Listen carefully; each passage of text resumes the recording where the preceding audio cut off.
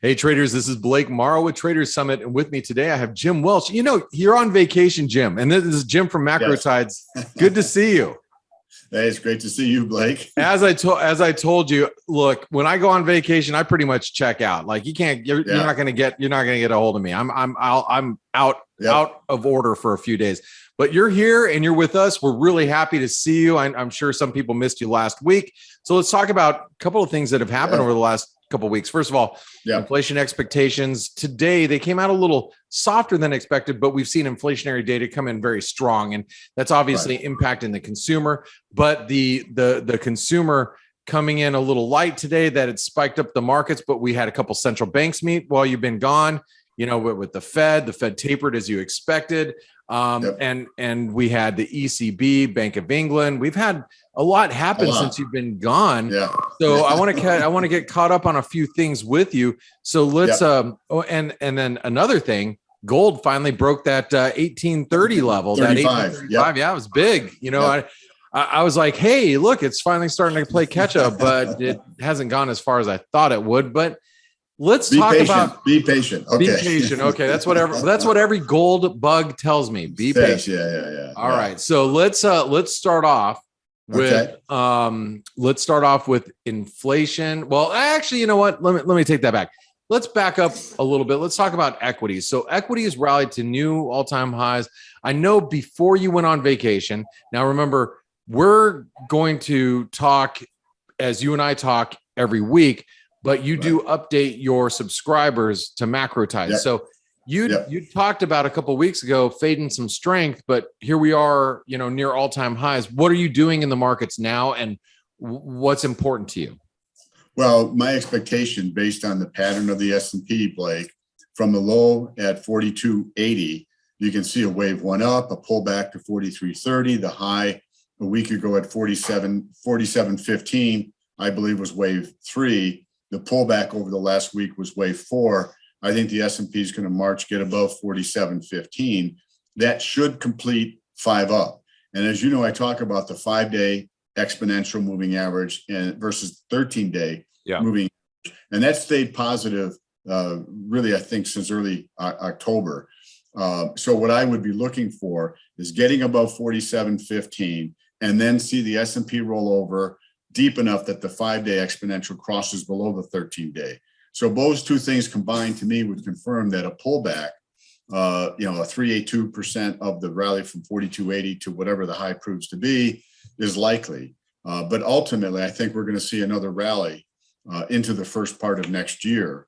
My major trend indicator has been bullish basically since April of 2020, saying we're in a bull market. And that to me has been kind of the construct I've been using, that until proven otherwise, the major trend is up. And now we're just trying to fine tune in terms of some short-term swings. Now, every once in a while, you do talk about fading strength. So it just because the trend is higher doesn't mean you're always going to be trading on the long side, right? You will tactically. Yes. That too, tactically. And tactfully. And maybe in stealth mode, you might actually short the S&P or one of the other indices in the meantime, right?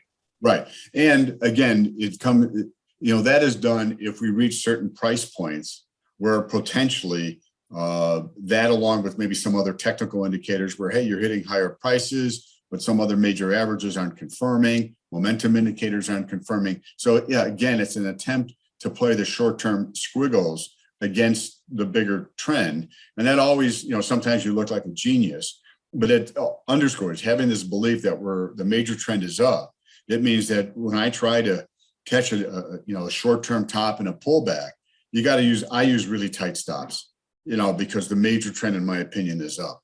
Yeah. So whenever I do that, I always have maybe a 1 to 1.2% stop, which is, I think, fairly reasonable. In order to give the market some wiggle room, but prevent getting run over. Yeah, it makes a lot of sense. Okay, let's one of the things that I love about you, Jim, is you marry both the macro backdrop with the technical backdrop. We just heard the technical reasons why the market's bullish. We're going into wave 5. Watch the 5 EMA versus the 30 EMA. Look for those to cross over. It's all really great information, but let's talk a little bit of macro here. So We had the Fed actually, start tapering as you anticipated, and you had been for the last 6 months or maybe even longer.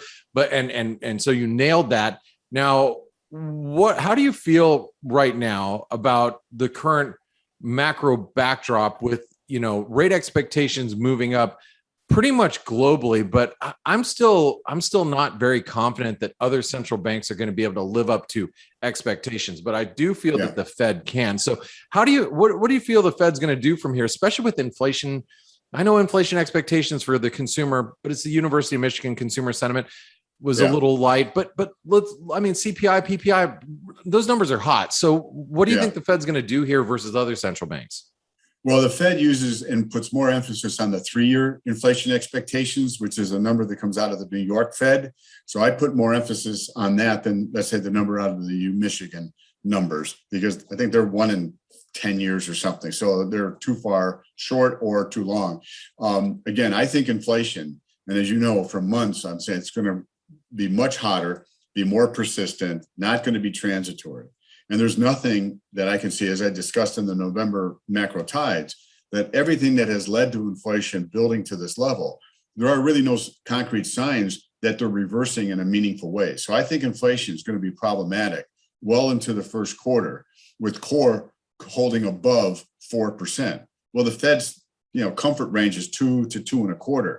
So I think that's going to be the pressure point as we get into the first quarter of next year. Are there signs that things are backing off or not? And if not in a meaningful way, the markets will start to pull forward and make guesses of when the Fed's going to start raising rates. And I think that's going to be the hurdle for the market. The other thing I'll mention, I may have talked this in the past, there's been a 20-year cycle low going back to 1903, 1922, 42, 62, 82, 2002. The next cycle expected would be sometime next year. For a sell-off and a market decline in the S&P. Oh, okay. And fairly meaneful decline. So, I don't think we've ever talked about that, by the way. I I know you do with when you do it with your newsletter folks, right? It's a little bit different between what we do here. So let's maybe hear it one time we'll show that chart and just go through it, because I think it's one of those things that it's worth paying attention to. Here's the potential of that inflation runs hotter and longer for the Fed, and they're really forced to start to accelerate tapering, which I think there's a pretty good chance, Blake, that early next year they're going to shift it up from 15 to 20 billion. And then the expectation for rate increases start to get pulled forward. That would be, I think, the environment where we could see the market have a 10 to 15% correction, and maybe more, but you can't know that until you actually get there. That's my expectation. A high probably sometime in the first quarter, and then as this stuff kind of evolves, that sets the table for a pullback. Okay, well, I'm excited for us. Maybe next week, you guys tune in. And by the way, if you like what you're seeing here, make sure you give a thumbs up to this video. If you're watching us on YouTube, that's giving a thumbs up to Jim, telling him, hey, I appreciate seeing you every week, even on your holiday. So give him a thumbs up. Subscribe to our channel so you don't miss his next segment that will be next Friday. We'll talk about this 20-year cycle. I can't wait to see your charts. But that sounds exciting. Now, one last thing I want to talk about. Yes. I want to talk a little bit about gold and the dollar. Now, dollar, we ripped to new 52-week highs.